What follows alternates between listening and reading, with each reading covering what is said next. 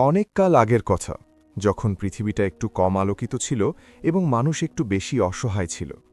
সেই যুগে একটি ছোট মফস্বল শহরের প্রান্তে, যেখানে পাকা রাস্তা শেষ হয়ে কাঁচা জীবন শুরু হতো, সেখানে একজন মানুষ বাস করত, যার নাম ছিল রাশেদ।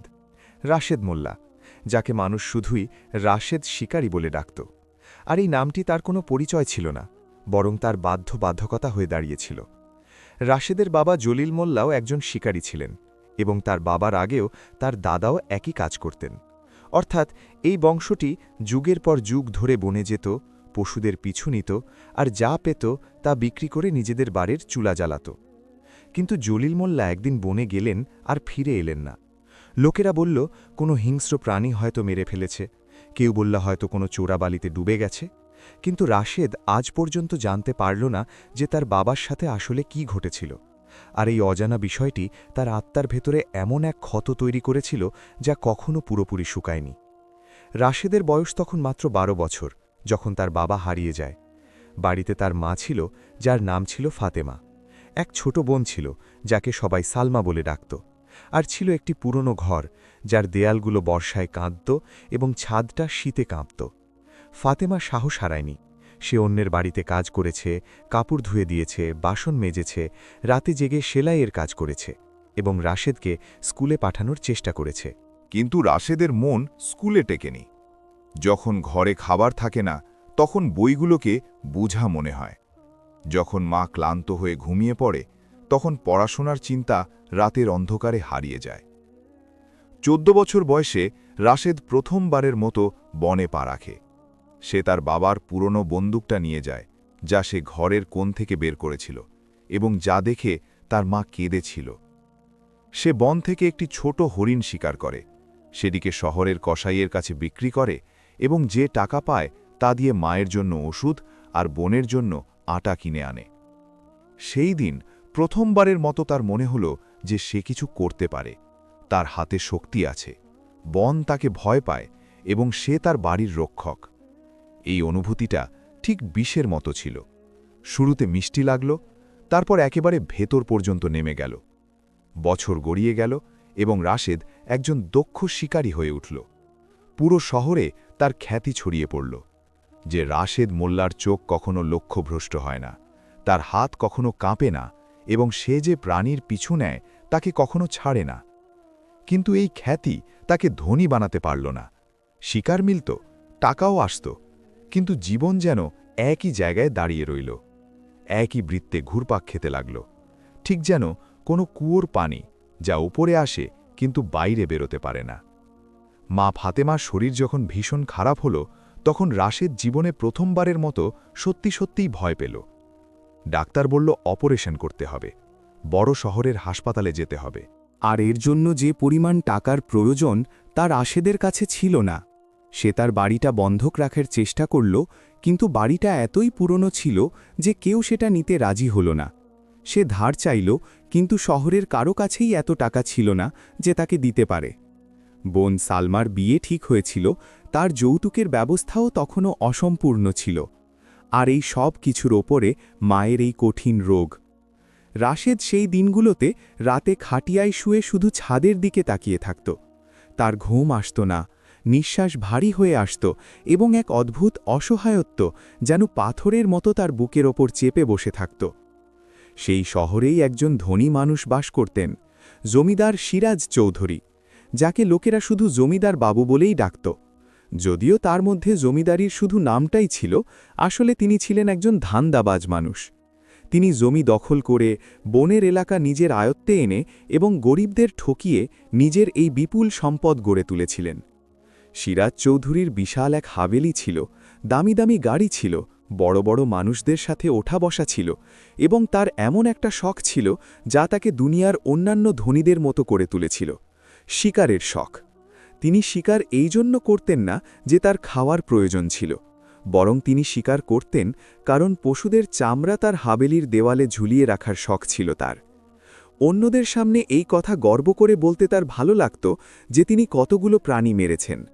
তার কাছে কোনো প্রাণীর জীবন শুধুই একটা ট্রফি।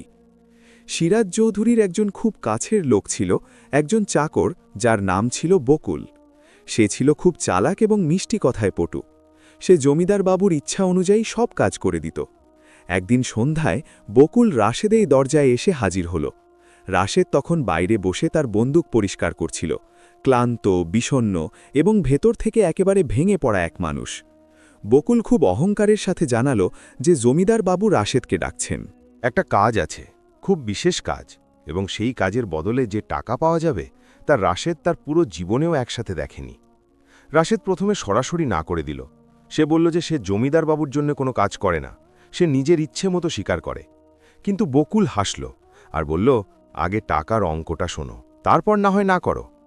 সে যে টাকার অঙ্ক বলল তা এতই বিশাল ছিল যে রাশেদের হৃৎস্পন্দন এক মুহূর্তের জন্য যেন থেমে গেল। ওই টাকা দিয়ে মায়ের অপারেশন হয়ে যাবে, সালমার যৌতুক পূর্ণ হবে, বাড়ির মেরামত হবে এবং এর পরেও কিছু টাকা বেঁচে যাবে।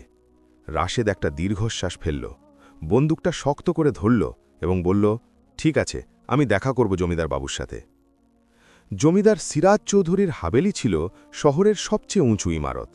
বড় বড় দরজা, বিশাল বিশাল ঘর এবং দেওয়ালে ঝোলানো প্রাণীদের চামড়া আর শিং, যা সেই হাবেলিটিকে কোনো জীবন্ত গোরস্থানের মতো করে তুলেছিল। রাশেদকে একটি বড় ঘরে নিয়ে যাওয়া হলো। সেখানে জমিদারবাবু একটি মখমলের চেয়ারে বসেছিলেন। তার হাতে ছিল কফির কাপ এবং চেহারায় ছিল সেই অহংকার যা কেবল সম্পদই মানুষকে দিতে পারে। জমিদারবাবু রাশেদকে ওপর থেকে নিচ পর্যন্ত এমনভাবে দেখলেন যেন তিনি কোনো যন্ত্রপাতি পরখ করে দেখছেন। তারপর তিনি হেসে বললেন, বসো রাশেদ। জমিদার সিরাজ চৌধুরী যে কথাটি জানালেন তা হল শহরের পূর্ব দিকে যে বনটি ছড়িয়ে আছে সেখানে একটি হরিণ আছে, একটি একাকী হরিণ, যাকে লোকেরা অদ্ভুত বলে মনে করে। ওই হরিণটি বছরের পর বছর ধরে ওই বনে আছে। অনেক শিকারী তার পেছনে ছুটেছে, কিন্তু খালি হাতে ফিরে এসেছে।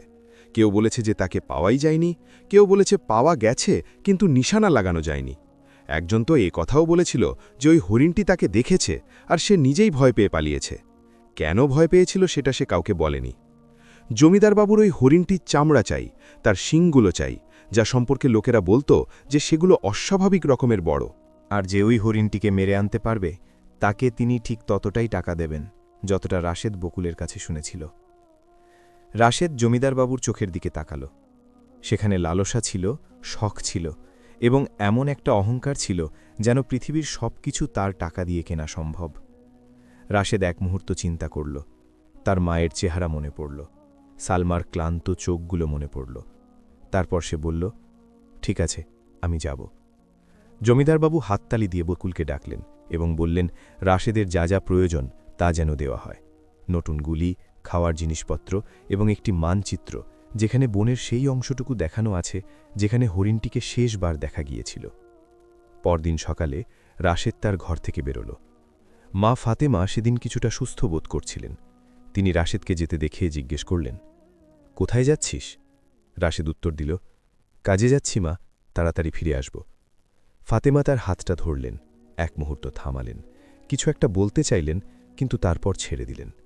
রাশেদ আর পেছন ফিরে তাকাল না। যদি তাকাতো তবে হয়তো থেমে যেত, আর সেই মুহূর্তে থেমে যাওয়াটা তার কাছে কোনোভাবেই গ্রহণযোগ্য ছিল না। বনের রাস্তায় রাশেদের সাথে শহরের কয়েকজন বয়স্ক মানুষের দেখা হল। তাদের মধ্যে একজন বৃদ্ধ ছিলেন যার নাম কফিল দাদু। তিনি ছিলেন শহরের সবচেয়ে বয়োজ্যেষ্ঠ জীবিত মানুষ এবং যিনি বনের অনেক কিছুই জানতেন। কফিল দাদু রাশেদকে দেখলেন, তার বন্দুকটা দেখলেন এবং তার চেহারায় এমন কিছু একটা পড়লেন যা রাশেদ মুখে বলেনি। কফিল দাদু বললেন, রাশেদ, ওই বনে যেও না, অন্তত ওই হরিণটার পেছনে যেও না। রাশেদ অবাক হয়ে জিজ্ঞেস করল, কেন দাদু? কফিল দাদু এক মুহূর্ত চুপ থাকলেন, তারপর বললেন, কিছু জিনিসকে মারা যায় না, কারণ সেগুলো আগে থেকেই মৃত থাকে। আর কিছু জিনিসকে এই জন্য মারা উচিত নয়, কারণ তাদের মরার পর যা বেঁচে থাকে তা নিয়ে বেঁচে থাকা যায় না। রাশেদ এই কথার কোনো অর্থ বুঝতে পারল না। সে কফিল দাদুর পা ছড়ে দোয়া নিল এবং সামনের দিকে এগিয়ে গেল। বনের প্রথম অংশটুকু রাশেদের পরিচিত ছিল। এখানে সে আগেও এসেছে। এখানকার গাছপালাগুলোকে চেনা মনে হচ্ছিল, এখানকার আওয়াজগুলো পুরনো ছিল। কিন্তু সে যতই ভেতরের দিকে এগোতে লাগল, বনটা যেন বদলাতে শুরু করল। গাছগুলো অনেক উঁচু হয়ে গেল, আলো কমে আসতে লাগল। সেখানে এক অদ্ভুত নীরবতা ছিল যা কানের ভেতরে অদ্ভুতভাবে প্রবেশ করছিল। কোনো পাখি ছিল না, বাতাস ছিল কিন্তু তা কোনো শব্দ করছিল না। আর মাটিতে পড়ে থাকা পুরনো পাতাগুলো পায়ের নিচে এমনভাবে চাপ খাচ্ছিল যেন মনে হচ্ছিল কোনো কিছু জোর করে চেপে দেওয়া হচ্ছে, যা আসলে চাপতে চাইছে না। রাশেদ মানচিত্রটা দেখল। ওই হরিণটির শেষ চিহ্ন একটি পুরনো পুকুরের কাছে ছিল, যা বনের ঠিক মাঝখানে অবস্থিত। রাশেদ সেদিকে পা বাড়াল। পুকুরটির দেখা মিলতেই সে হরিণটিকে দেখতে পেল। অনেক দূরে দাঁড়িয়েছিল সাদা রঙের এক বিশাল হরিণ, যার শিংগুলো এত বড় ছিল যে প্রথম দেখায় বিশ্বাসই হচ্ছিল না। রাশেদ তার বন্দুকটা তুলল, নিশানা স্থির করল এবং আঙুল ট্রিগারের উপর রাখল। হরিণটি মাথা ঘোরাল এবং রাশেদের চোখের দিকে তাকাল। রাশেদের আঙুল সেখানেই থেমে গেল। ওই চোখগুলো কোনো সাধারণ পশুর চোখ ছিল না, সেগুলোর মধ্যে অন্য রকম কিছু ছিল, এমন কিছু যা ঠিক মানুষের মতোই। হরিণটি ধীরে ধীরে বনের ভেতরের দিকে ঘুরল এবং হাঁটতে শুরু করল, খুব ধীরে, যেন সে কারোর জন্য অপেক্ষা করছে। রাশেদ বন্দুকটা নামাল, এক মুহূর্ত ভাবল এবং তারপর তার পেছনে পেছনে চলতে শুরু করল। রাশেদ ওই হরিণটির পিছু পিছু হাঁটতে লাগল, ধীরে ধীরে, খুব সতর্কতার সাথে। বন্দুক হাতেই ছিল, কিন্তু তার তোলা ছিল না। হরিণটি সামনের দিকে এগিয়ে যাচ্ছিল একটা নির্দিষ্ট দূরত্ব বজায় রেখে। এত কাছেও নয় যে রাশেদ তাকে ছুঁয়ে ফেলতে পারে, আবার এত দূরেও নয় যে চোখের আড়াল হয়ে যায়। যেন সে ইচ্ছে করেই এই দূরত্বটা বজায় রেখে চলছিল, যেন সে জানত যে রাশেদ তার পেছনে আছে এবং সে চাইছিল যে রাশেদ তার পেছনেই থাকুক। রাশেবের মাথায় এই ভাবনাটা একবার এলো, কিন্তু সে তা ঝেড়ে ফেলল। সে ভাবল এটা একটা পশু, ও জানে না আমি পেছনে আছি, ও শুধু পালাচ্ছে। কিন্তু এই ভাবনাটাও বেশিক্ষণ টিকল না, কারণ যে পশু পালায় সে এভাবে হাঁটে না, সে দৌড়ায়, সে ভয় পায়, সে বারবার পেছন ফিরে তাকায় না। এই হরিণটি প্রতি কয়েক কদম পরপর থামছিল, ঘুরে রাশেদের দিকে তাকাচ্ছিল এবং তারপর আবার সামনের দিকে এগোচ্ছিল, যেন সে বলছিল, এসো, এখনই থেমো না, আরও একটু চলো। বন ক্রমশ গভীর হতে শুরু করেছিল এবং রাশেদ প্রথমবারের মতো বুঝতে পারল যে সে রাস্তা হারিয়ে ফেলেছে। সে পেছন ফিরে তাকাল, পেছনে শুধু ঘন গাছপালা, আর সব গাছ দেখতে একই রকম।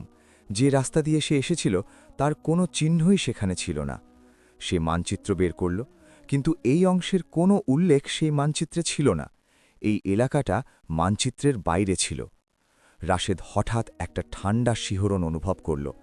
যদিও আবহাওয়া ঠান্ডা ছিল না, তবুও সেই ঠান্ডাটা ছিল ভেতর থেকে আসা, আত্মার গভীর থেকে আসা। এমন এক শিহরণ যা মানুষের তখনই হয় যখন সে বুঝতে পারে যে সে এমন এক জায়গায় এসে পড়েছে যেখানে তার নিজের কোনো নিয়ন্ত্রণ নেই।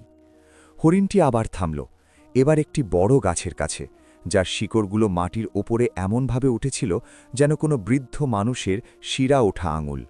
হরিণটি ঘুরে রাশেদের দিকে তাকাল এবং এবার সে আর একটুও নড়ল না। সে সেখানেই দাঁড়িয়ে রইল, যেন এটাই তার গন্তব্য, যেন সে এখানেই আসতে চেয়েছিল। রাশেদ তার বন্দুক তুলল। এটাই মোক্ষম সুযোগ। হরিণটি ঠিক সামনেই ছিল, দূরত্বটাও এমন যে নিশানা একদম নিখুঁত হবে। সে নিঃশ্বাস বন্ধ করল, এক চোখ বন্ধ করল, নিশানা স্থির করল, আর ঠিক তখনই হরিণটি কথা বলে উঠল। আওয়াজটা ছিল সম্পূর্ণ মানুষের। রাশেদের হাত কেঁপে উঠল এবং বন্দুকটা নিচের দিকে হেলে গেল। সে এক কদম পিছিয়ে গেল, তার পা টলমল করে উঠল এবং সে গাছটার গায়ে হেলান দিল। সে নিজের চোখ কচলাল, পুনরায় তাকাল। হরিণটি সেখানেই ছিল, ঠিক একই জায়গায় দাঁড়িয়ে, এবং তার ঠোঁটগুলো নড়ছিল। না, হয়তো ঠোঁট নড়ছিল না, হয়তো আওয়াজটা অন্য কোথাও থেকে আসছিল, কিন্তু আওয়াজটা যে তারই ছিল সে বিষয়ে রাশেদ নিশ্চিত ছিল। হরিণটি বলল, মেরে ফেলো, কিন্তু তার আগে আমার কথা শোনো। রাশেদ এমন অনেক গল্প শুনেছিল, বয়স্কদের মুখে শোনা অনেক রূপকথা, যেখানে বনে অদ্ভুত সব ঘটনা ঘটে, যেখানে পশুরা কথা বলে, যেখানে গাছেরা সব মনে রাখে। সে কখনোই সেসব বিশ্বাস করেনি। সে ছিল একজন বাস্তববাদী মানুষ, একজন শিকারী, যার কাছে পৃথিবীটা বাস্তব, যার কাছে বন্দুক বাস্তব, মৃত্যু বাস্তব এবং তার নিজের দারিদ্র্য বাস্তব। কিন্তু এখন এই বনে, এই গাছের সামনে দাঁড়িয়ে তার সমস্ত বিশ্বাস যেন ধোঁয়ার মতো উড়ে গেল। আর সেখানে অন্য কিছু একটা জায়গা করে নিতে লাগল, এক অদ্ভুত, গভীর এবং ভারী এক সত্য, যা রাশেদের বোঝার ক্ষমতার বাইরে ছিল। রাশেদের গলা শুকিয়ে কাঠ হয়ে গেল। সে ঢোক গিলে বলল, তুই তুই কথা বলছিস? হরিণটি মানুষের মতো খুব ধীরে চোখ পিটপিট করল এবং বলল, হ্যাঁ, আর তুমি শুনছ, তাই এখনই কিছু ঘটবে না। রাশেদের হাতে বন্দুক ছিল, কিন্তু সেটা আর উঠছে না। যেন হঠাৎ করে বন্দুকটার ওজন দ্বিগুণ হয়ে গেছে।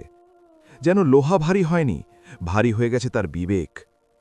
হরিণটি বলল, বসো রাশেদ। রাশেদ চমকে উঠে জিজ্ঞেস করল, তুই আমার নাম জানিস? হরিণটি বলল, আমি অনেক কিছুই জানি। তোমার মায়ের নাম ফাতেমা, তোমার বোনের নাম সালমা, তোমার বাবার নাম জলিল, যে এই বনেই এসেছিল এবং যার কোনো খোঁজ আজ পর্যন্ত পাওয়া যায়নি। আর তুমি আজ সেই মানুষটার জন্য এসেছ যার নাম জমিদার সিরাজ চৌধুরী। রাশেদের পায়ের তলা থেকে যেন মাটি সরে গেল। সে ধীরে ধীরে মাটির ওপর শিকড় আর পাতার মধ্যে বসে পড়ল। বন্দুকটা হাঁটুর ওপর রেখে সে হরিণটির দিকে তাকিয়ে রইল। হরিণটি ধীরে ধীরে তার দিকে এগিয়ে এলো। কোনো বিপদ নেই, কোনো তাড়া নেই। রাশেদের ঠিক সামনে এসে থামল, এত কাছে যে রাশেদ তার নিঃশ্বাসের শব্দ শুনতে পাচ্ছিল, তার চোখের গভীরতা দেখতে পাচ্ছিল। ওই চোখে রাশেদ যা দেখল তা সে জীবনেও ভুলতে পারবে না। সেখানে ব্যথা ছিল, বহু পুরনো ব্যথা, এমন এক ব্যথা যা প্রজন্মের পর প্রজন্ম ধরে জমা হয়ে থাকে এবং যার কোনো নির্দিষ্ট নাম নেই। হরিণটি বলতে শুরু করল, এই যে বন তুমি দেখছ, এটা সবসময় বন ছিল না। রাশেদ তার নিঃশ্বাস ধরে রাখল। হরিণটি বলল, এই জায়গায় একটি জনবসতি ছিল, একটি আস্ত গ্রাম, যেখানে ঘরবাড়ি ছিল, মসজিদ ছিল, বাচ্চা ছিল, বৃদ্ধ ছিল, নারী ও পুরুষ ছিল। যে মানুষগুলো পুরুষানুক্রমে এই মাটিতে বাস করত এবং যাদের এই মাটির সাথে আত্মার সম্পর্ক ছিল। ওই গ্রামটির নাম ছিল শান্তিনগর, আর শান্তিনগরকে এক রাতের মধ্যেই শেষ করে দেওয়া হয়েছিল। রাশেদ খুব ধীর কণ্ঠে জিজ্ঞেস করল, কিভাবে? হরিণটির চোখে কিছু একটা পরিবর্তন এলো, একটা ঢেউ যেন এসে আবার চলে গেল। সে বলল, আগুন দিয়ে। একজন মানুষ নির্দেশ দিয়েছিল, তার লোকেরা রাতের অন্ধকারে পুরো গ্রামটা ঘিরে ফেলে, আর সকাল হতে হতে যেখানে ঘরবাড়ি ছিল সেখানে শুধু ছাই পড়ে রইল। যারা পালাতে পেরেছিল তারা পালিয়েছিল, আর যারা পালাতে পারেনি তারা রয়ে গিয়েছিল মাটিতে, ছাইয়ের স্তূপে, এই বনের মধ্যে। রাশেদ প্রশ্ন করল, ওই মানুষটা কে ছিল? হরিণটি এক মুহূর্ত থেমে বলল, জমিদার সিরাজ চৌধুরীর দাদা, জমিদার কাশিম চৌধুরী। রাশেদের বুকে যেন একটা তীক্ষ্ণ পেরেক বিঁধে গেল এবং তা একেবারে ভেতর পর্যন্ত চলে গেল। সে জমিদার বাবু সম্পর্কে যা শুনেছিল, যা জানত, হাবেলিতে যা দেখেছিল, সব কিছু যেন এখন নতুন এক অর্থে ধরা দিল। দেওয়ালে ঝোলানো চামড়া, শিং, ট্রফি আর জমিদার বাবুর চেহারার সেই ভয়ঙ্কর অহংকার, এসবই ছিল এমন এক পরিবারের উত্তরাধিকার যারা একটি পুরো গ্রাম জ্বালিয়ে দিয়ে নিজেদের বিশাল সম্পদ গড়ে তুলেছিল। হরিণটি বলল, আমি ওই গ্রামের শেষ মানুষটার আত্মা, একজন বয়স্ক মানুষ যার নাম ছিল রহিম চাচা, যে সেই রাতে সবার শেষে প্রাণ হারিয়েছিল, যে নিজের ঘরের চৌকাঠে দাঁড়িয়ে নিজের গ্রামকে পুড়তে দেখেছিল, আর যার চোখ বন্ধ হওয়ার আগে একটাই প্রার্থনা ছিল, কেউ যেন অন্তত জানতে পারে, কেউ যেন জানতে পারে যে এখানে কি ঘটেছিল, যেন এই মাটি বোবা না থাকে, যেন এই ছাইয়ের মধ্যে লুকিয়ে থাকা জীবনগুলোর কথা কেউ মনে রাখে। বনের মধ্যে অদ্ভুত এক নীরবতা নেমে এলো, এমন এক নীরবতা যা কেবল তখনই তৈরি হয় যখন খুব বড় কোনো সত্য বলা হচ্ছে এবং পুরো পৃথিবী সেটা শোনার জন্য নিঃশ্বাস বন্ধ করে আছে। রাশেদের হাত থেকে বন্দুকটা ধীরে ধীরে মাটিতে খসে পড়ল। সে আর সেটা ধরে রাখতে পারছিল না, তার আঙুলগুলো শিথিল হয়ে এসেছিল। হরিণটি বলল, আমি বছরের পর বছর ধরে এখানে আছি। অনেক শিকারী এসেছে, কেউ ভয় পেয়ে পালিয়েছে, কেউ এমনি ফিরে গেছে, অনেককে আমি নিজেই যেতে দিয়েছি। কিন্তু তুমি যখন এলে আমি তোমাকে থামালাম, কারণ তুমি তাদের মতো নও যারা কিছু শোনে না। তোমার ভেতরে এখনও এমন কিছু বেঁচে আছে যা বাকি শিকারীদের মধ্যে ছিল না। রাশেদ অবাক হয়ে জিজ্ঞেস করল, তুমি এটা কিভাবে বুঝলে? হরিণটি বলল, কারণ যখন তুমি নিশানা স্থির করেছিলে তখন তোমার হাতের নিশানা একদম ঠিক ছিল। তোমার হাত কাঁপেনি, কেঁপেছিল তোমার আত্মা। রাশেদ সেখানে বনের মধ্যে বসে রইল, তার মায়ের অসুস্থতার কথা মনে পড়ল। সালমার মুখটা ভেসে উঠল। জমিদার সিরাজ চৌধুরীর প্রতিশ্রুত সেই বিপুল টাকার কথা মনে পড়ল। আর তার সামনে দাঁড়িয়েছিল একটি কথা বলা হরিণ, যে জানাচ্ছিল সে যার কাজ করতে এসেছে তার দাদাই একটি পুরো গ্রাম পুড়িয়ে ছাই করে দিয়েছিল। রাশেদের সামনে এখন এমন একটা প্রশ্ন দাঁড়িয়েছিল যা তার জীবনের সবচেয়ে বড় প্রশ্ন। আর সেই প্রশ্নটা এটা নয় যে সে হরিণটিকে মারবে কি মারবে না। প্রশ্নটা ছিল, সে আসলে কেমন মানুষ। হরিণটি শেষবারের মতো বলল, এখন তুমি সব জানো রাশেদ, এখন সিদ্ধান্ত তোমার। রাশেদ সেখানে পাতার ওপর চুপচাপ বসে রইল। হরিণটি তার সামনে শান্ত হয়ে দাঁড়িয়ে অপেক্ষার প্রহর গুনছিল।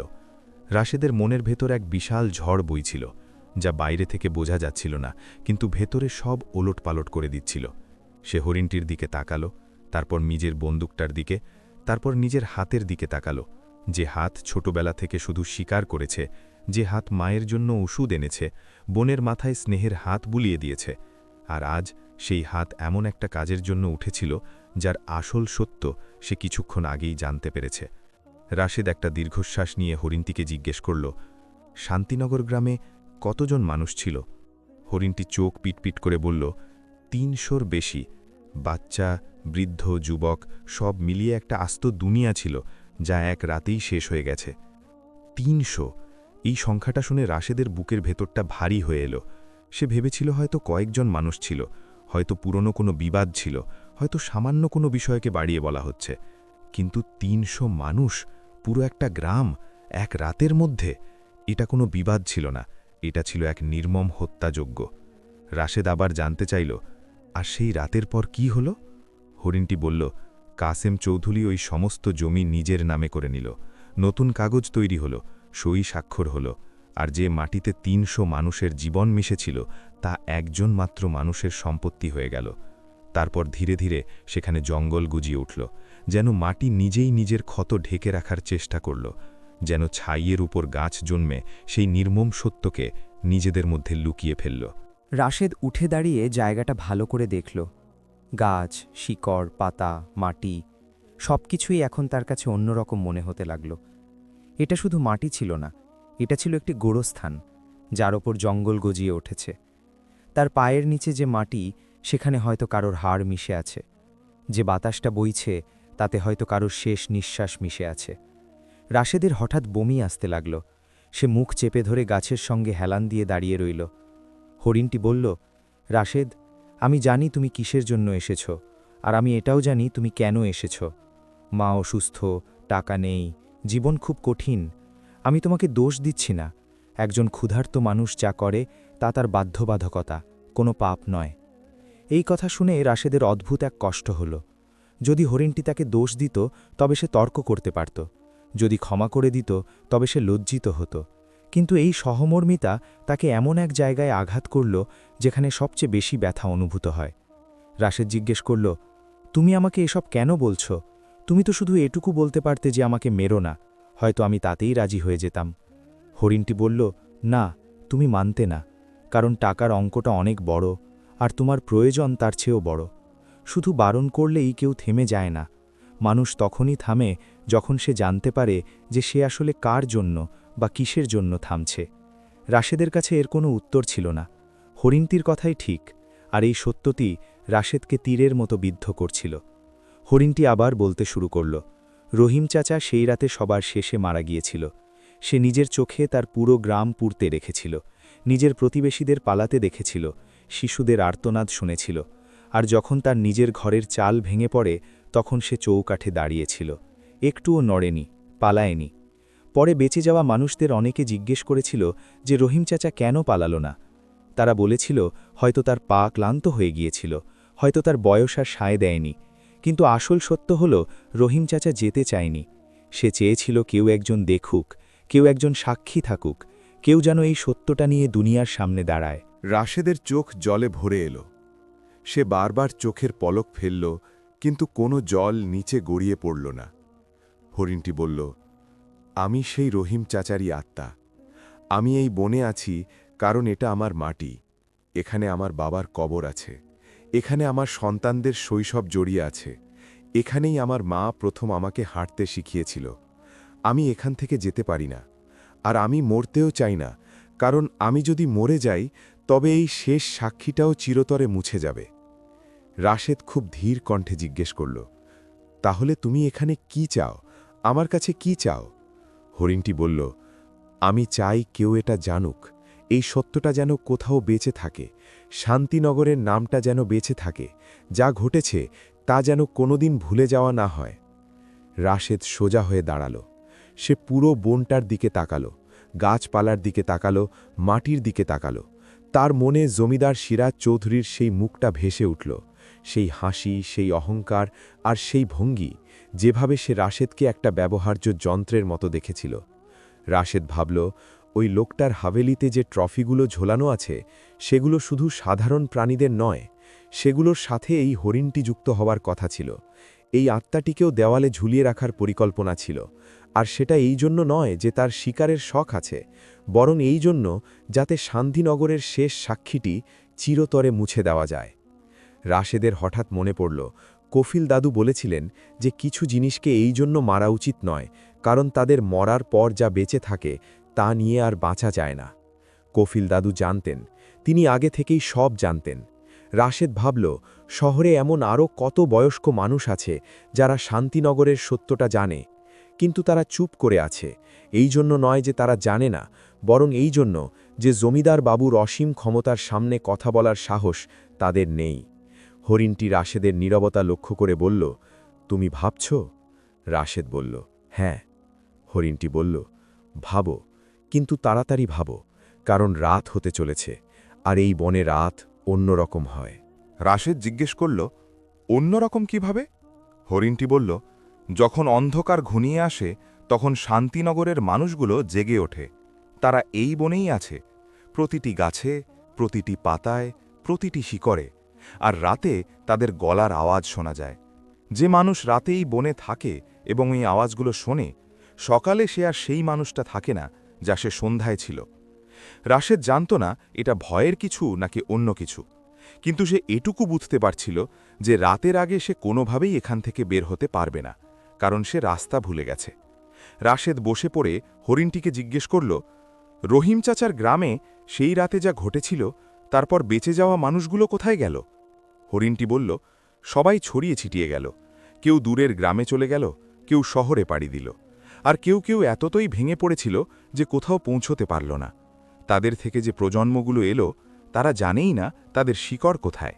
তাদের বাবা মায়েরা তাদের কিছু জানায়নি, হয়তো এই জন্য যে এত বড় যন্ত্রণা কাউকে বলা যায় না, অথবা হয়তো এই ভয়ে যে সত্যটা বললে আবার কোনো বিপদ নেমে আসবে। রাশেদ জিজ্ঞেস করল, কাশেম চৌধুরীর বিরুদ্ধে কখনো কোনো ব্যবস্থা নেওয়া হয়নি? হরিণটি বলল, না, সেই যুগে তার প্রচুর ক্ষমতা ছিল, তার অনেক লোকবল ছিল, আর যারা বেঁচে ছিল তারা এতটাই নিঃস্ব আর অসহায় ছিল যে লড়াই করার কথা ভাবতেই পারত না। ন্যায় বিচার চাওয়ার জন্য ক্ষমতার দরকার হয়, আর ক্ষমতা তো তারই কাছে ছিল যে এই অত্যাচারটা করেছিল। রাশেদ আস্তে করে বলল, আর আজও তো ক্ষমতা সেই পরিবারের হাতেই। হরিণটি বলল, হ্যাঁ, আর আজও তারা সেই ক্ষমতা তারা বাঁচিয়ে রাখতে চায়। এই কারণেই তারা আমাকে মারতে চায়। আমি হলাম শেষ চিহ্ন। আমি শেষ হয়ে গেলে শান্তিনগরের কোনো সাক্ষী আর বেঁচে থাকবে না। রাশেদ হরিণটির চোখের দিকে তাকালো, আর জীবনের প্রথমবারের মতো সে সত্যিই বিশ্বাস করল যে এটি কোনো পশু নয়। পশুর চোখে এত গভীরতা থাকে না, এত ক্লান্তি থাকে না, এত পুরনো ব্যথা থাকে না, যা প্রজন্মের পর প্রজন্ম ধরে জমা হয়ে আছে। বনের মধ্যেই রাতের অন্ধকার নামতে শুরু করল। প্রথমে আবছা আলো এলো, তারপর ছায়াগুলো গাঢ় হল। গাছের ওপর থেকে আলো সম্পূর্ণ মিলিয়ে গেল, আর নিচে কেবল সেই আলোটুকুই রইল যা হরিণের চোখ থেকে ঠিকরে আসছিল। একটা হালকা, উষ্ণ এবং অদ্ভুত আলো, যা রাশেদকে ভয় দেখাচ্ছিল না, বরং এক অদ্ভুত শান্তি দিচ্ছিল। হরিণটি বলল, এখন রাত হয়ে গেছে। এরপর পুরো বন জুড়ে অদ্ভুত সব আওয়াজ আসতে শুরু করল। প্রথমে অনেক দূর থেকে একটা মৃদু গুনগুন শব্দ, যেন কেউ প্রার্থনা করছে। তারপর বাচ্চাদের হাসির মতো কিছু একটা শব্দ, কিন্তু পুরো হাসি নয়, যেন হাসির একটা টুকরো। তারপর একজন নারীর কণ্ঠ, যে কাউকে নাম ধরে ডাকছিল, কিন্তু নামটা রাশেদ বুঝতে পারল না। রাশেদের সারা শরীরে কাঁপতে শুরু করল। এটা ভয়ের কারণে নয়, বরং অন্য কোনো অনুভূতির কারণে, যার কোনো নাম রাশেদ দিতে পারল না।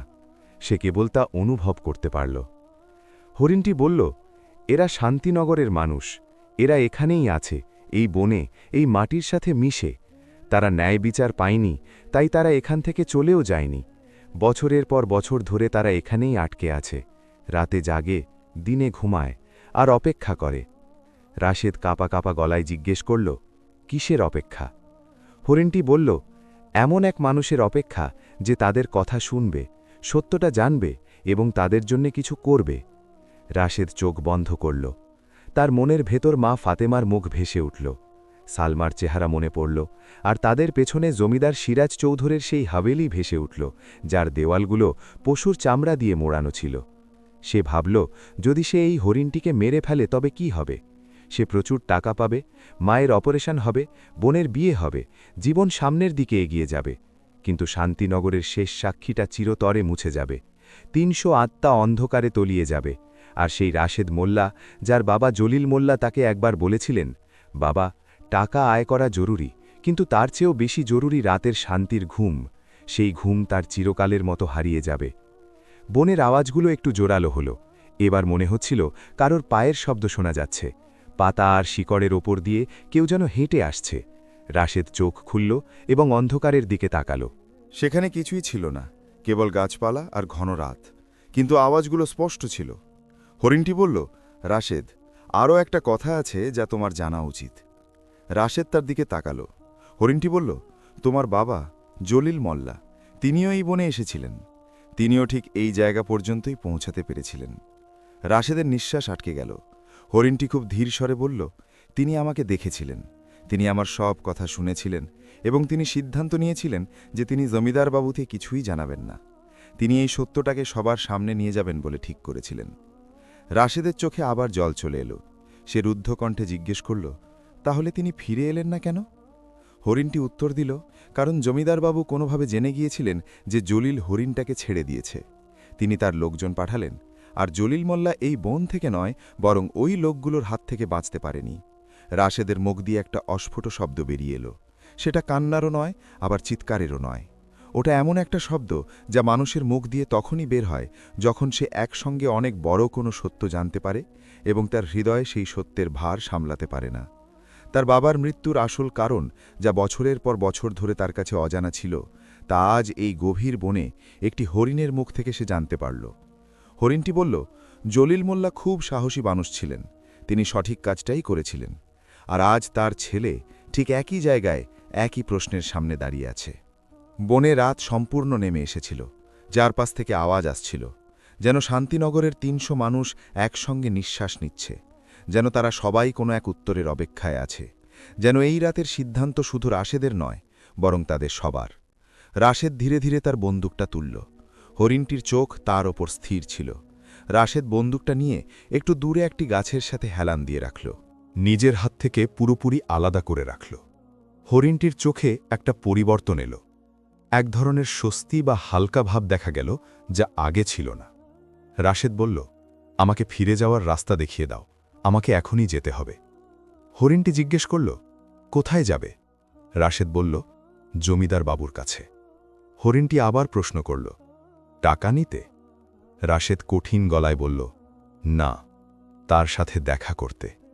সেই দেখা করা যা আমার বাবা করতে পারেনি, সেই কাজ যা জলিল মোল্লা অসম্পূর্ণ রেখে গেছে, সেটা আমাকেই পূরণ করতে হবে। পুরো বনে এক মুহূর্তের জন্য পিনপতন নীরবতা নেমে এলো। তারপর সমস্ত আওয়াজ একেবারে থেমে গেল, যেন শান্তিনগরের মানুষগুলো তার কথা শুনে ফেলেছে, যেন তারা তাদের কাঙ্ক্ষিত উত্তর পেয়ে গেছে। হরিণটি একটা দীর্ঘশ্বাস নিয়ে বলল, রাস্তা আমি দেখিয়ে দিচ্ছি। হরিণটি সামনের দিকে চলতে শুরু করল, আর রাশেদ তার পিছু পিছু। এবার তার কাঁধে কোনো বন্দুক ছিল না, হাতেও কিছু ছিল না। সেটা ওই গাছের গোড়াতেই পড়ে রইল, আর রাশেদ একবারের জন্যেও পেছন ফিরে তাকাল না। বনের মধ্যে ঘন অন্ধকার ছিল, কিন্তু হরিণটির চোখ থেকে যে আলো বের হচ্ছিল তা পথ দেখানোর জন্য যথেষ্ট ছিল। সেই আলো কোনো টর্চ লাইটের মতো ছিল না, সেটা ছিল পুরনো মাটির প্রদীপের শিখার মতো, যা বাতাসে কাঁপে কিন্তু কখনো নিভে যায় না। রাশেদ হাঁটতে হাঁটতে শুধু ভাবতে লাগল। তার মনের ভেতর বাবার মৃত্যুর সত্যটা ঘুরপাক খাচ্ছিল।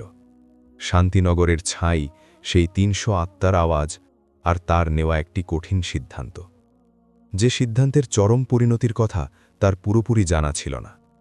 জমিদার সিরাজ চৌধুরীর কাছে যাওয়া, তার সামনে দাঁড়িয়ে সত্য কথা বলা, এটা কোনো সাধারণ ব্যাপার ছিল না। এটা এমন একজন মানুষকে সরাসরি চ্যালেঞ্জ করা, যার কাছে অঢেল টাকা আছে, ক্ষমতা আছে, লোকবল আছে, এবং কিভাবে মানুষকে দাবিয়ে রাখতে হয় সেই অভিজ্ঞতা এসে পরিপূর্ণ। আসার সময় যে পথ পাড়ি দিতে তার অনেক সময় লেগেছিল, ফেরার সময় সেই পথ অর্ধেক সময়ে পার হয়ে গেল, যেন বন নিজেই তার পথ ছোট করে দিয়েছিল, যেন গাছগুলো নিজে থেকেই সরে পথ করে দিচ্ছিল, যেন মাটি রাশেদের পাকে সামনের দিকে এগিয়ে দিচ্ছিল। যখন বনের সীমানা শেষ হল এবং সামনে খোলা প্রান্তর দেখা গেল, রাশেদ একবার থেমে পেছন ফিরে তাকাল। হরিণটি ঠিক সেখানেই দাঁড়িয়েছিল, বনের একদম সীমানায়। সে আর বনের বাইরে এলো না। রাশেদ হরিণটিকে দেখল, আর হরিণটিও রাশেদকে দেখল। এক মুহূর্ত তারা দুজনেই সেখানে নীরব রইল। কোনো বাক্য বিনিময় হল না, শুধু এক গভীর বোঝাপড়া যা তাদের দুজনের মধ্যে তৈরি হয়েছিল। তারপর হরিণটি মানুষের মতো মাথা নোয়াল এবং ধীরে ধীরে ঘুরে আবার বনের গভীরে হারিয়ে গেল। রাশেদ বুক ভরে একটা দীর্ঘ শ্বাস নিল এবং শহরের দিকে হাঁটতে শুরু করল। রাত প্রায় 2টোর দিকে রাশেদ নিজন ঘরে পৌঁছাল। ঘরে ফাতেমা আর সালমা তখন গভীর ঘুমে আচ্ছন্ন। রাশেদ খুব সাবধানে দরজা খুলে ভেতরে ঢুকল এবং মায়ের ঘরের দরজায় উঁকি দিল। ফাতেমা ঘুমাচ্ছিলেন, তার চেহারায় অসুস্থতার ক্লান্তি স্পষ্ট, কিন্তু নিঃশ্বাস স্বাভাবিক ছিল। রাশেদ দরজার কাছে দাঁড়িয়ে মাকে অনেকক্ষণ ধরে দেখল। সে ভাবল, আগামীকাল সকালে যখন সে জমিদার বাবুর কাছে যাবে এবং যা বলার তা বলবে, তখন হয়তো সে কোনো টাকা পাবে না। হতে পারে জমিদার বাবু রেগে যাবেন, হতে পারে তার সাথে খুব খারাপ কিছু ঘটবে।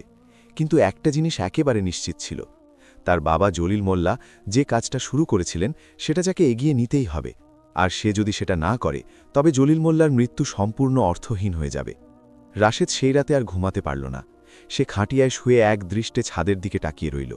সে হিসেব করতে লাগল তার কাছে কি কি আছে। কোনো শক্ত প্রমাণ নেই, কোনো নথিপত্র নেই, এমন কোনো সাক্ষীও নেই যাকে সে আদালতে দাঁড় করাতে পারে। সম্বল বলতে কেবল একটি হরিণের কথা, যা সে নিজের কানে শুনেছে। কিন্তু সে যদি কাউকে গিয়ে বলে যে একটি হরিণ কথা বলতে পারে, তবে লোকেরা তাকে নির্ঘাত পাগল ভাববে। রাশেদ ভাবল, তাহলে এখন কি করা যায়? সে কি সরাসরি জমিদার বাবুর কাছে গিয়ে কিছু বলবে? সে এও ভাবল যে কফিল দাদুর কাছে যাবে, দাদুকে গিয়ে জিজ্ঞেস করবে যে তিনি আসলে কি জানেন, কারণ কফিল দাদু তো প্রথমেই তাকে বনে যেতে বারণ করেছিলেন। তার মানে কফিল দাদু নিশ্চিতভাবে কিছু একটা জানেন, এমন কিছু যা তিনি রাশেদকে ইশারায় বোঝাতে চেয়েছিলেন কিন্তু খুলে বলতে পারেননি। পরদিন খুব ভোরে রাশেদ কফিল দাদুর বাড়ির সামনে গিয়ে হাজির হল। কফিল দাদু ততক্ষণে জেগে গিয়েছিলেন। তিনি তার ঘরের দরজার বাইরে বসেছিলেন, ঠিক যেন তিনি জানতেন যে রাশেদ আসবে। কফিল দাদু রাশেদকে দেখলেন, কিন্তু অবাক হয়ে কোনো প্রশ্ন করলেন না, শুধু বললেন, ভেতরে আয় বাবা। রাশেদ ভেতরে বসে তাকে গতরাতের সব ঘটনা খুলে বলল।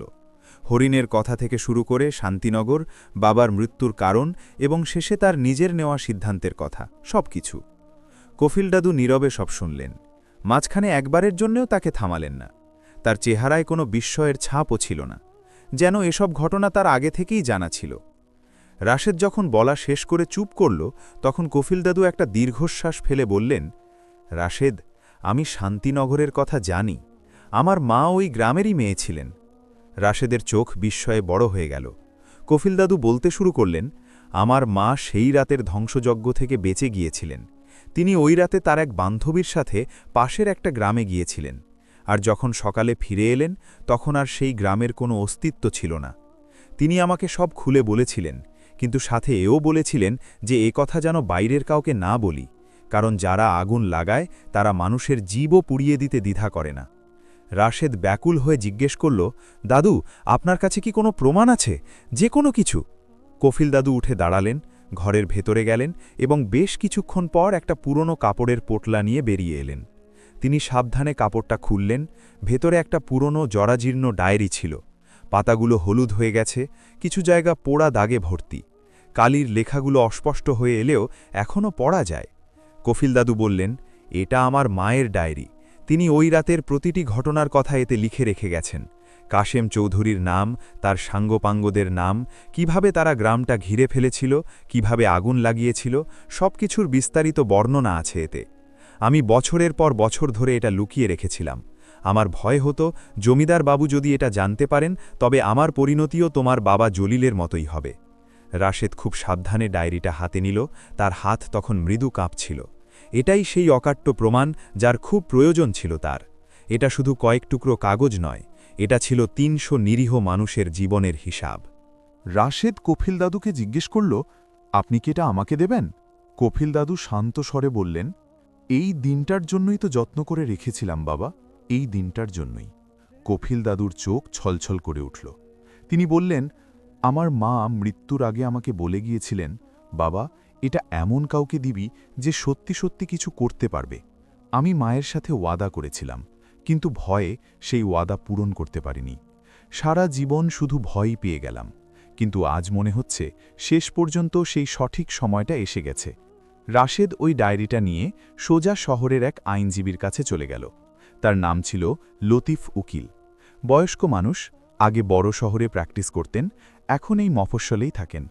মানুষ বলতো যে তিনি কাউকে ভয় পান না, যদিও তিনি কখনো প্রকাশ্যে জমিদারবাবুর বিরুদ্ধে মুখ খোলেননি। রাশেদ যখন পৌঁছাল, লতিফ উকিল তখন সকালের নাশতা করছিলেন। রাশেদকে হঠাৎ দেখে তিনি একটু অবাক হলেন, কিন্তু তাকে ভেতরে ডাকলেন। রাশেদ সরাসরি ডায়েরিটা তার টেবিলের ওপর রাখল এবং বলল, এটা একটু পড়ে দেখুন। লতিফ উকিল পড়তে শুরু করলেন। প্রথমে দ্রুত চোখ বুলিয়ে গেলেন, তারপর খুব ধীরে ধীরে মনোযোগ দিয়ে পড়লেন। এক পর্যায়ে তিনি একদম থমকে গেলেন। পড়া শেষ করে যখন ডায়েরিটা নামিয়ে রাখলেন, তখন তার চেহারার অভিব্যক্তি সম্পূর্ণ বদলে গেছে। লতিফ উকিল গম্ভীর গলায় বললেন, রাশেদ, এটা তো অনেক বড় একটা ব্যাপার। রাশেদ বলল, আমি জানি, আর সেজন্যই আমি সরাসরি আপনার কাছে ছুটে এসেছি। লতিফ উকিল একটু ভেবে বললেন, জমিদার সিরাজ চৌধুরী কোনো হেলাফেলার মানুষ নয়। তার হাত অনেক লম্বা, তার ক্ষমতা আছে, টাকা আছে, নিজের কেনা উকিল আছে, আর এই শহরে তার শিকড় অনেক গভীরে পোতা। রাশেদ আত্মবিশ্বাসের সাথে বলল, আমি সবই জানি, কিন্তু এই ডায়েরিটা একটা শক্ত প্রমাণ। এটা যদি বড় শহরের কোনো পত্রিকা পর্যন্ত পৌঁছায়, তবে কোনো ক্ষমতাই তাকে বাঁচাতে পারবে না। লতিফ উকিল বেশ কিছুক্ষণ রাশেদের দিকে গভীর দৃষ্টিতে তাকিয়ে থাকলেন। ঘরে দীর্ঘ নীরবতা নেমে এলো। তারপর তিনি বললেন, ঠিক আছে, কিন্তু সবার আগে জমিদার বাবুকে নিজে গিয়ে জানাও। তাকে একটা সুযোগ দাও, যেন সে নিজে তার অপরাধ স্বীকার করে, যেন সে জমিগুলো ফিরিয়ে দেয় এবং তাদের কৃতকর্মের প্রায়শ্চিত্ত করে। যদি সে এতে রাজি না হয়, তখন পত্রিকা আর আদালত তো খোলাই আছে।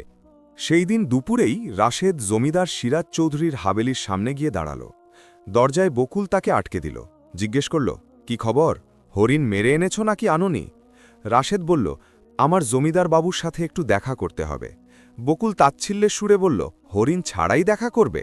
রাশেদ শান্তভাবে জবাব দিল, হ্যাঁ। বকুল তাকে বাধা দেওয়ার চেষ্টা করল, কিন্তু রাশেদ তাকে একপাশে সরিয়ে দিয়ে সোজা ভেতরে ঢুকে পড়ল। বকুল পেছন পেছন চিৎকার করতে করতে আসছিল। জমিদার সিরাজ চৌধুরী সেই বড় ঘরটিতেই বসেছিলেন। সেই একই মখমলের চেয়ার, হাতে সেই কফির কাপ, আর চোখে মুখে সেই চিরায়ত অহংকার। রাশেদকে দেখে তিনি প্রথমে একটা তাচ্ছিল্যের হাসি হাসলেন। কি রাশেদ, ফিরে এলে? হরিণের কি খবর? রাশেদ ধীর পায়ে ঘরের মাঝখানে গিয়ে দাঁড়াল। সে দরজায় দাঁড়িয়ে একবার দেওয়ালে ঝোলানো পশুর চামড়াগুলোর দিকে তাকাল।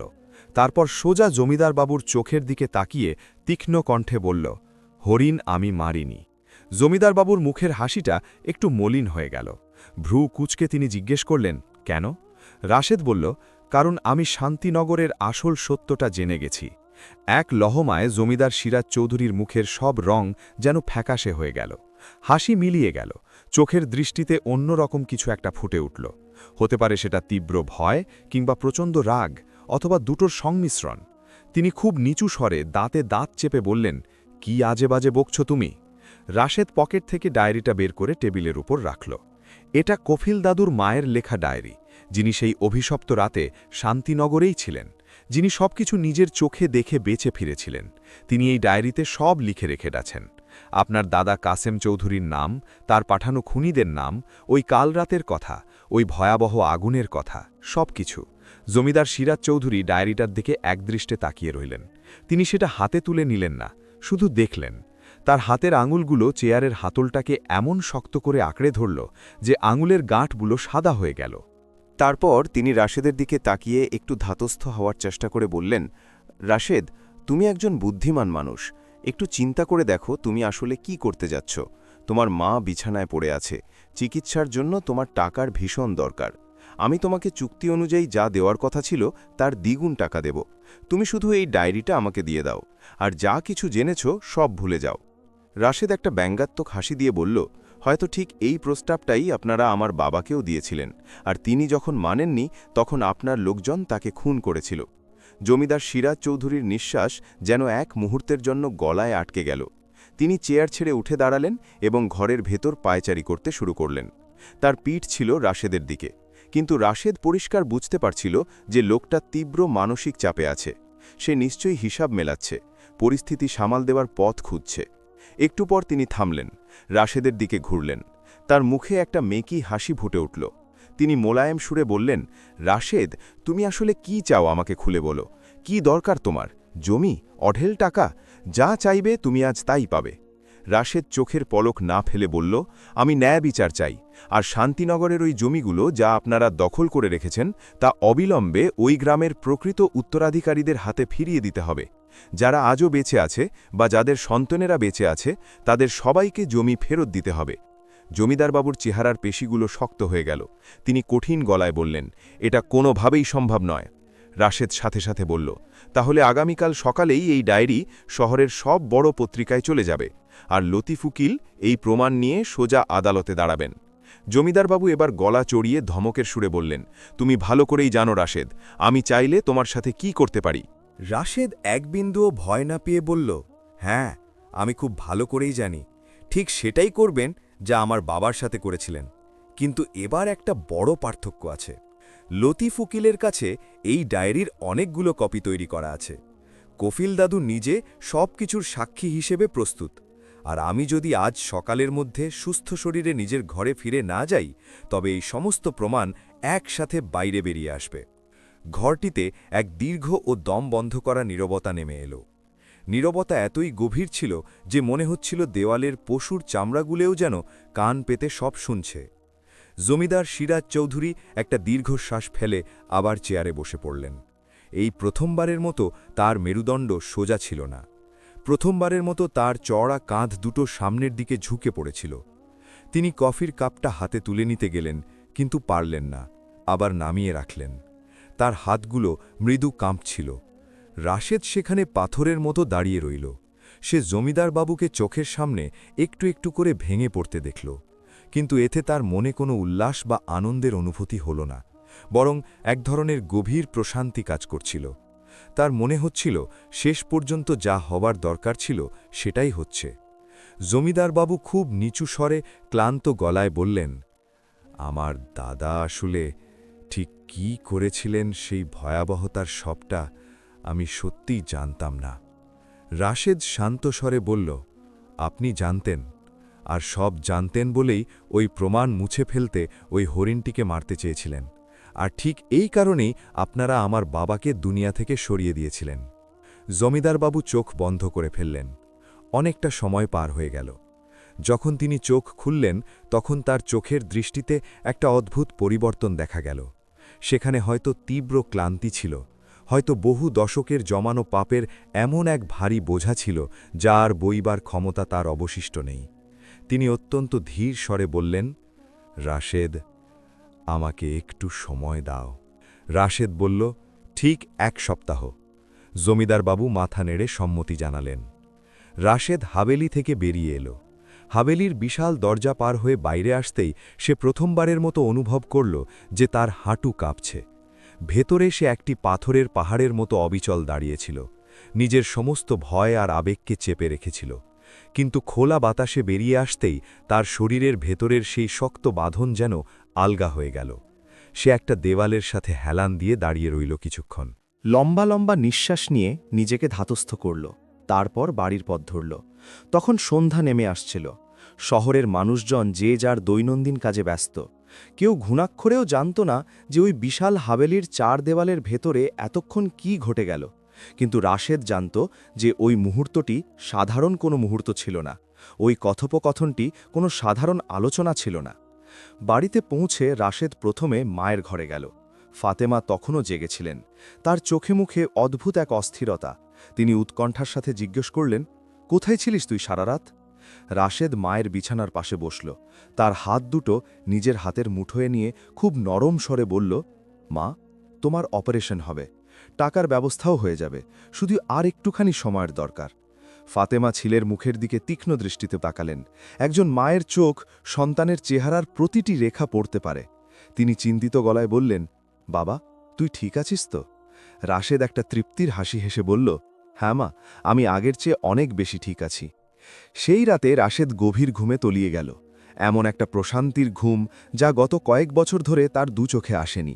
এটা সেই ঘুম যা একজন মানুষের চোখে তখনই নামে যখন সে কোনো ভুল পথ থেকে নিজেকে ফিরিয়ে আনে, যখন সে ন্যায়ের পক্ষে একটা কঠিন সিদ্ধান্ত নিয়ে অবিচল থাকে, যখন তার আত্মা আর তার কাজের মধ্যে কোনো দ্বন্দ্ব থাকে না। পরদিন সকালে যখন রাশেদের ঘুম ভাঙল, তখন তার মাথায় শুধু ওই 1 সপ্তাহের সময়সীমার কথাই ঘুরছিল যা সে জমিদার বাবুকে দিয়েছিল। 1 সপ্তাহ সময়টা খুব কমও ছিল, আবার অনেক বেশিও ছিল। কম এই জন্য যে এই সময়ের মধ্যে অনেক কিছু গুছিয়ে ফেলতে হবে, আর বেশি এই জন্য যে জমিদার সিরাজ চৌধুরীর মতো একজন ধুরন্ধর মানুষের জন্য 1 সপ্তাহ অনেক লম্বা সময়। এই সময়ের মধ্যে সে হিসাব নিকাশ পাল্টে দিতে পারে, যে কোনো চাল চালতে পারে এবং পথের কাঁটাকে চিরতরে সরিয়ে দিতে পারে। রাশেদ একজন শিকারী ছিল। সে খুব ভালো করেই জানত যে যখন কোনো হিংস্র প্রাণী ফাঁদে পড়ে বা আঘাত পায়, তখন সে সবচেয়ে বেশি বিপজ্জনক হয়ে ওঠে। আহত পশু শুধু পালিয়েই বাঁচে না, সুযোগ পেলে সে মরণ কামড় বসানোর জন্য ফিরেও আসে। ওই সকালে রাশেদ সবার আগে কফিল দাদুর কাছে গেল। দাদুকে গতরাতের হাবেলির পুরো ঘটনা খুলে বলল। জমিদারবাবুর উত্তর তার অসহায়ত্ব এবং 1 সপ্তাহের সময়সীমা দেওয়ার কথা জানাল। কফিলবাবু সব শুনে চিন্তিত মুখে বললেন, রাশেদ বাবা, এই 1 সপ্তাহে জমিদারবাবু হয় মাথা নত করে সব মেনে নেবেন, নয়তো এমন কোনো ভয়ঙ্কর চাল চালবেন যার জন্য আমরা হয়তো প্রস্তুত নই। আমাদের 2 পরিস্থিতির জন্যই নিজেদের তৈরি রাখতে হবে। রাশেদ জিজ্ঞেস করল, দাদু, শান্তিনগরের বেঁচে যাওয়া মানুষদের মধ্যে কেউ কি এখনও এই শহরের আশেপাশে কোথাও আছেন? কফিল দাদু কিছুক্ষণ গভীরভাবে চিন্তা করলেন, তারপর বললেন, হ্যাঁ, একজন বৃদ্ধা আছেন, দাদি আমেনা নাম তার। তার দাদা শান্তিনগরের মানুষ ছিলেন। তিনি এই শহরের পুরনো মহল্লার একেবারে শেষ প্রান্তে একাকী বাস করেন।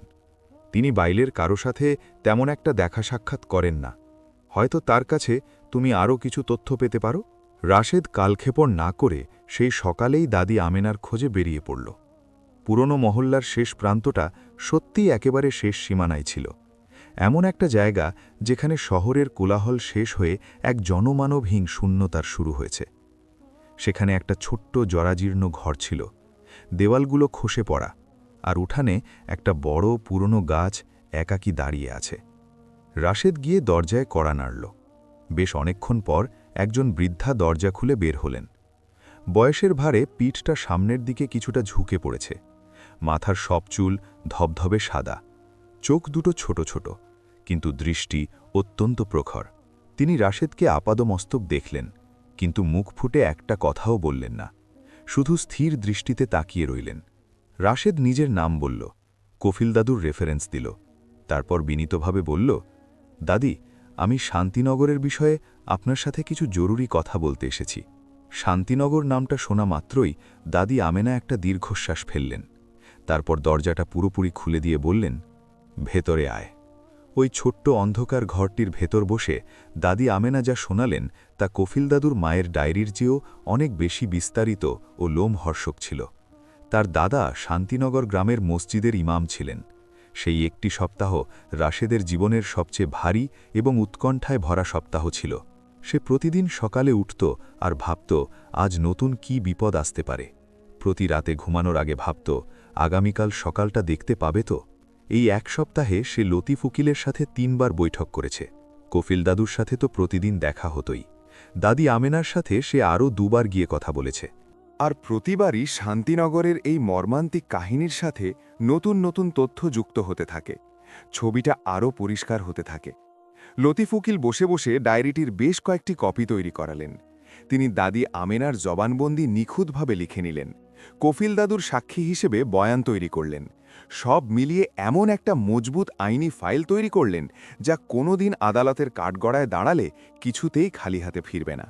এই সব কিছু করার সময় রাশেদ একটা বিষয়ে অত্যন্ত সতর্ক ছিল। সব কাজ একদম গোপনে নিঃশব্দে করতে হবে। কোথাও কোনো শোরগোল বা কানাঘোষা যেন না হয়, কারণ সামান্যতম শোরগোল হলেই জমিদারবাবু সতর্ক হয়ে যাবেন, আর সতর্ক জমিদারবাবু মানে সাক্ষাৎ মৃত্যু। এক সপ্তাহের ঠিক চতুর্থ দিন সকালে রাশেদের বাড়ির দরজায় একটা লোক এসে দাঁড়ালো। সে আর কেউ নয়, স্বয়ং বকুল, জমিদারবাবুর ডান হাত। সে রাশেদকে অত্যন্ত গম্ভীর গলায় জানালো, জমিদারবাবু তোকে এখনই দেখা করতে বলেছেন। রাশেদ অবাক হয়ে জিজ্ঞেস করল, এখনই? বকুল বলল, হ্যাঁ। রাশেদ এক মুহূর্ত চিন্তা করল। এক সপ্তাহ তো এখনও শেষ হয়নি, আরও 4 দিন বাকি। কিন্তু জমিদারবাবু যদি মাঝপথেই ডেকে পাঠান, তবে তার মানে দুটো হতে পারে।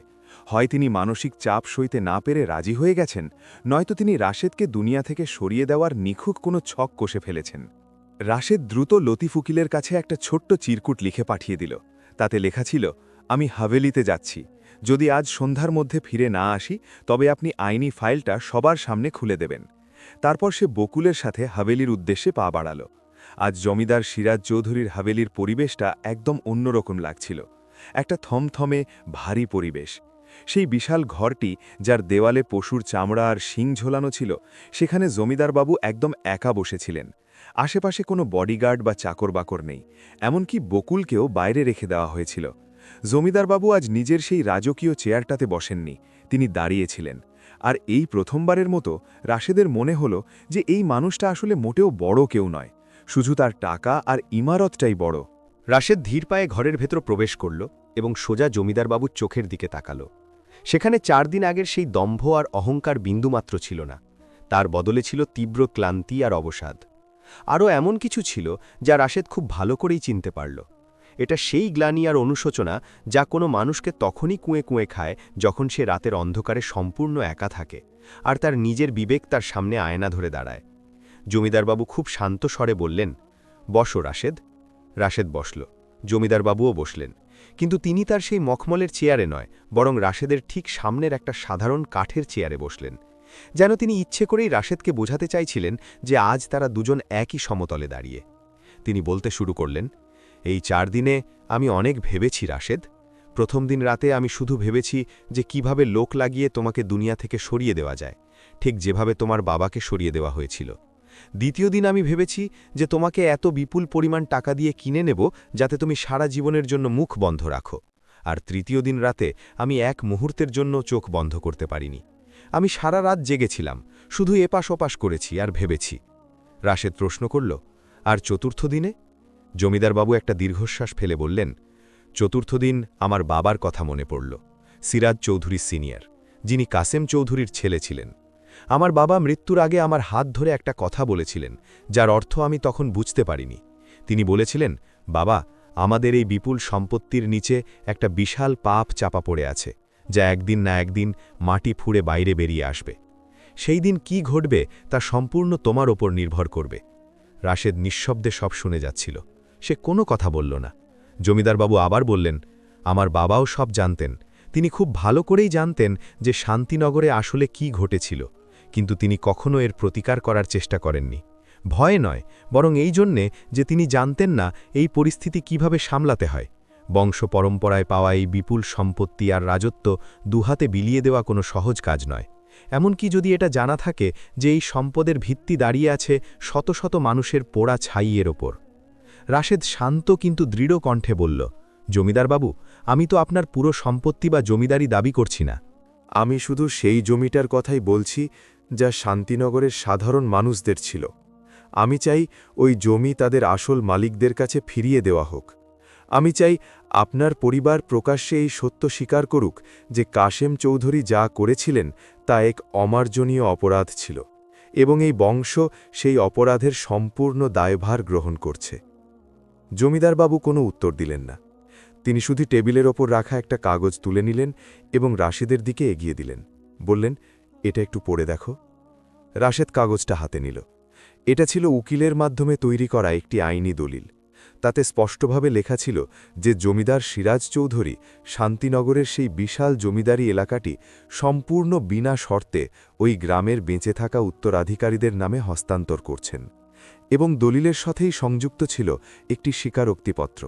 সেখানে খুব স্পষ্টভাবে লেখা ছিল যে কাশেম চৌধুরী অতীতে যা করেছিলেন তা এক ভয়ঙ্কর জুলুম ছিল এবং বর্তমান চৌধুরী পরিবার সেই ঐতিহাসিক অন্যায়ের সম্পূর্ণ দায় স্বীকার করছে। রাশেদ দলিলটা একবার পড়ল, তারপর আবার পড়ল। তার হাত অল্প অল্প কাঁপছিল। সে চোখ তুলে জমিদার বাবুর দিকে তাকিয়ে অবিশ্বাসের সুরে জিজ্ঞেস করল, আপনি কি সত্যিই নিজে থেকে এটা লিখিয়েছেন? জমিদার বাবু মাথা নেড়ে বললেন, হ্যাঁ, কেউ আমাকে জোর করেনি, কেউ হুমকিও দেয়নি। আমি আজ সকালে নিজে থেকে আমার উকিলকে ডেকে এনে এই দলিল তৈরি করতে বলেছি। রাশেদ প্রশ্ন করল, কিন্তু কেন? জমিদার বাবু এক মুহূর্ত চুপ থাকলেন, তারপর একটা ভাঙা গলায় বললেন, কারণ তোমার বাবাকে আমি নিজ হাতে খুন করিনি ঠিকই, কিন্তু আমার কারণেই তাকে খুন হতে হয়েছিল। আর এই চরম অপরাধের বোঝা গত 4 রাতে আমার বুকের ওপর এত ভারী হয়ে চেপে বসেছিল যে আমি আর সেটা সহ্য করতে পারছিলাম না। রাশেদ, আমার অনেক টাকা আছে, আমি অনেক ক্ষমতাবান, কিন্তু রাতের বেলা যখন আমি একা থাকি তখন সেই টাকার স্তূপ আমাকে একটুও শান্তির ঘুম এনে দিতে পারে না। রাশেদ দলিলটা সযত্নে টেবিলের ওপর রেখে বলল, আপনাকে আরও একটা কাজ করতে হবে। জমিদারবাবু মুখ তুলে জিজ্ঞেস করলেন, কি কাজ? রাশেদ চোখের দৃষ্টি স্থির রেখে বলল, আমার বাবা জলিল মোল্লাকে যারা খুন করেছিল, ওই রাতে যারা সেখানে উপস্থিত ছিল তাদের সবার নাম আপনাকে বলতে হবে। জমিদারবাবুর চোখ নিচের দিকে নেমে গেল। অনেকক্ষণ কোনো কথা বললেন না।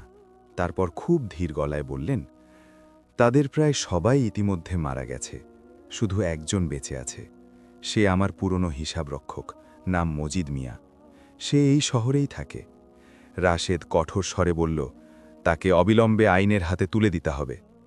জমিদারবাবু রাশেদের চোখের দিকে তাকালেন, তারপর আস্তে করে মাথা নেড়ে সম্মতি জানালেন।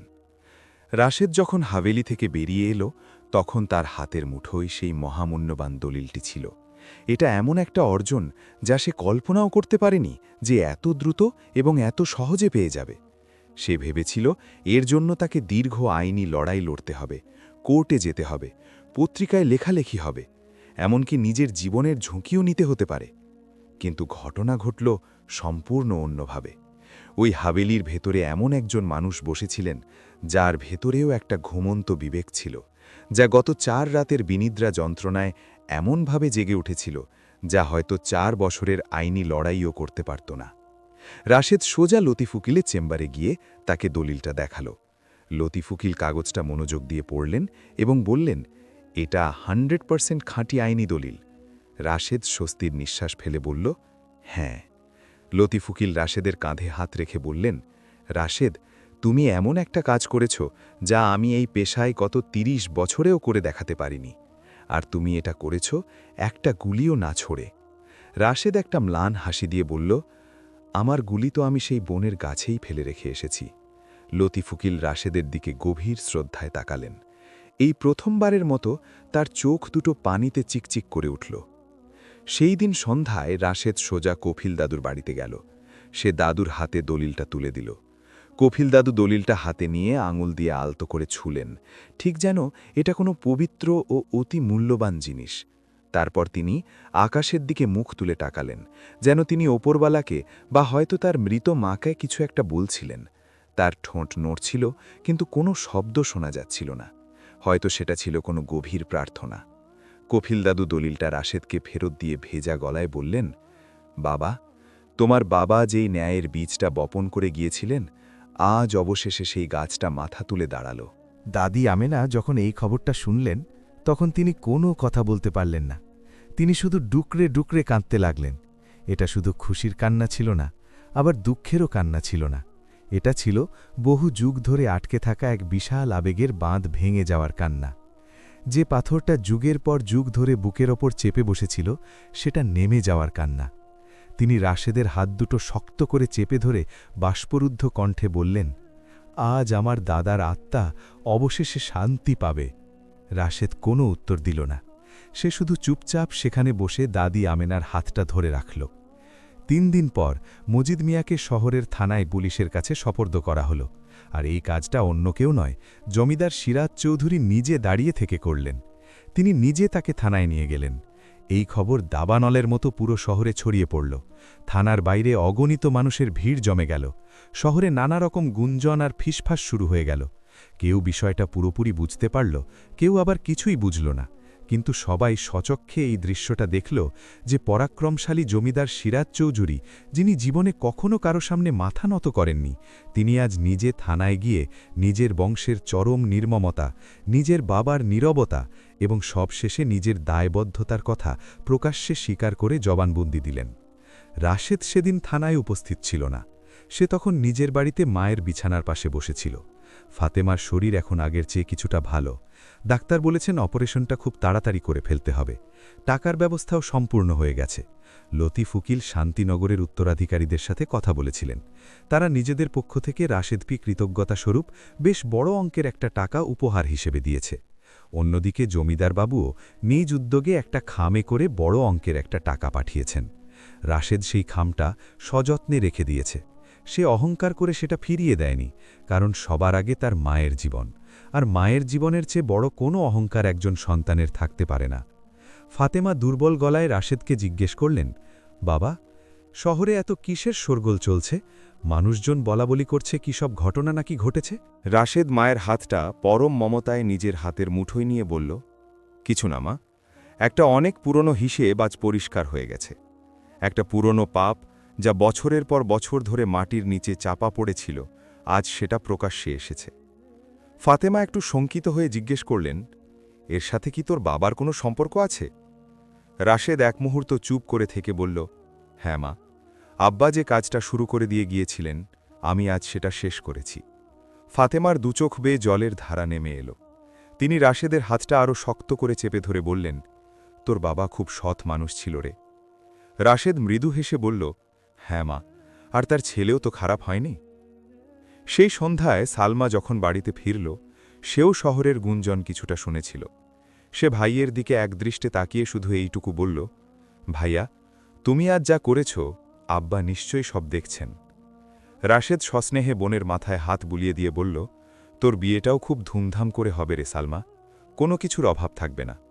সালমা বলল, বিয়ে পরে হবে ভাইয়া, আগে আমাদের মা পুরোপুরি সুস্থ হয়ে উঠুক। সেদিন রাতে রাশেদ অনেকক্ষণ পর্যন্ত জেগে রইল, কিন্তু আজ তার মনের ভেতর কোনো ঝড় ছিল না, কোনো অস্থিরতা ছিল না। শুধু একটা ছবি বারবার তার চোখের সামনে ভেসে উঠছিল, সেই বোন, সেই কথা বলা হরিণ, তার গভীর চোখ দুটো, আর সেই রাতের শান্তিনগরের আত্মাদের আর্তনাদ। সে ভাবতে লাগল, হরিণটা কি এখন সব জানতে পেরেছে? সে কি বুঝতে পেরেছে যে অবশেষে ন্যায় বিচার প্রতিষ্ঠিত হয়েছে? রহিম চাচার আত্মা কি অবশেষে মুক্তির স্বাদ পেয়েছে? পরদিন খুব ভোরে রাশেদ একদম একা সেই গহীন বনের উদ্দেশ্যে বেরিয়ে পড়ল। আজ তার সাথে কোনো বন্দুক ছিল না, কোনো ম্যাপ ছিল না, শুধু সেই রাস্তাটা তার মনে ছিল, যে রাস্তাটা ওই রাতে হরিণটি তাকে দেখিয়েছিল। সে বনের ঠিক সেই জায়গাটায় গিয়ে পৌঁছাল যে গাছের গোড়ায় সে তার বন্দুকটা ফেলে গিয়েছিল। কিন্তু সেখানে কোনো বন্দুক ছিল না, শুধু কিছু শুকনো পাতা পড়েছিল গাছের শিকড়ের আশেপাশে। রাশেদ কিছুক্ষণ সেখানে চুপচাপ দাঁড়িয়ে রইল এবং চারপাশের পরিবেশটা ভালোভাবে অনুভব করার চেষ্টা করল। বনটা ঠিক একই রকম ছিল, গাছপালা সব আগের মতোই ছিল, কিন্তু এমন একটা সূক্ষ্ম পরিবর্তন সেখানে ঘটে গেছে যা চোখে দেখা যায় না, শুধু হৃদয় দিয়ে অনুভব করা যায়। আগের সেই ভারী এবং গুমোট ভাবটা আর নেই। আগের সেই নীরবতা যা বুকের উপর পাথরের মতো চেপে বসত, আজ সেটা একটা প্রশান্তির নিঃশ্বাসের মতো হালকা হয়ে গেছে। রাশেদ উচ্চস্বরে ডাক দিল, রহিম চাচা! বনের ভেতর দিয়ে এক ঝলক মিষ্টি বাতাস বয়ে গেল। গাছের পাতাগুলো মৃদু শব্দে কেঁপে উঠল, আর অনেক অনেক দূরে একটা সাদা রঙের আভা ক্ষণিকের জন্য চোখে পড়ল। সেটা ওই হরিণটি ছিল। সে আজ অনেক দূরে দাঁড়িয়েছিল, আগের মতো আর কাছে এলো না। রাশেদ তার দিকে তাকাল, হরিণটিও রাশেদের দিকে তাকাল। তারপর হরিণটি মাথা ঝুঁকিয়ে ঠিক সেভাবেই সম্মান জানাল, যেভাবে সে সেই রাতে বনের সীমানায় দাঁড়িয়ে জানিয়েছিল। এরপর হরিণটি ধীরে ধীরে ঘুরে বনের আরও গভীরে চলে যেতে লাগল, খুব ধীর পায়, কোনো তাড়া নেই, ঠিক যেমন একজন মানুষ তার গন্তব্যে পৌঁছনোর পর অত্যন্ত প্রশান্তির সাথে হেঁটে যায়। রাশেদ সেখানে দাঁড়িয়ে এক দৃষ্টে তাকিয়ে রইল যতক্ষণ না হরিণটি গাছের আড়ালে পুরোপুরি হারিয়ে গেল। রাশেদ আরও কিছুক্ষণ সেখানে দাঁড়িয়ে বনের শব্দ শোনার চেষ্টা করল, কিন্তু আজ সেখানে কোনো অশরীরী আওয়াজ ছিল না, কোনো গুনগুন শব্দ বা আর্তনাদ শোনা গেল না। শান্তিনগরের মানুষগুলো আজ একদম চুপ, আর তাদের এই নীরবতা আগের সেই নীরবতার মতো ছিল না।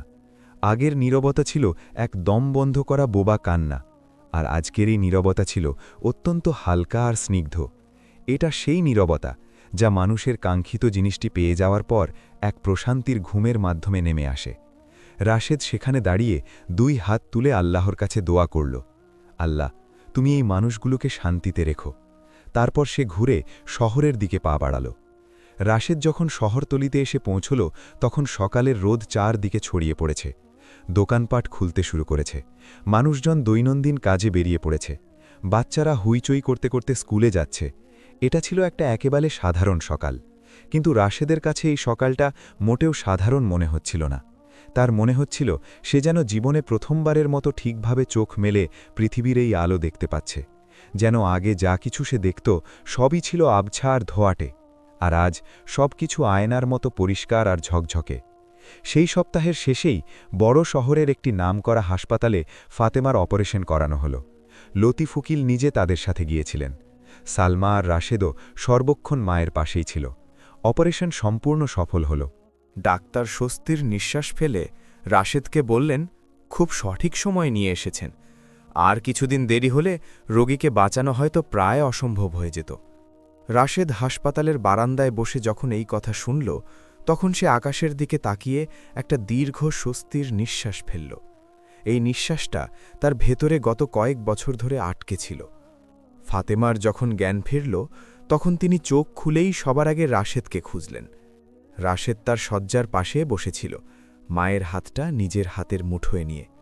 ফাতেমা অত্যন্ত দুর্বল কণ্ঠে ডাকলেন, বাবা। রাশেদ সাথে সাথে বলল, আমি এখানেই আছি মা। ফাতেমা বললেন, অপারেশনের ঠিক আগ মুহূর্তে আমার বারবার তোর বাবার কথা মনে পড়ছিল।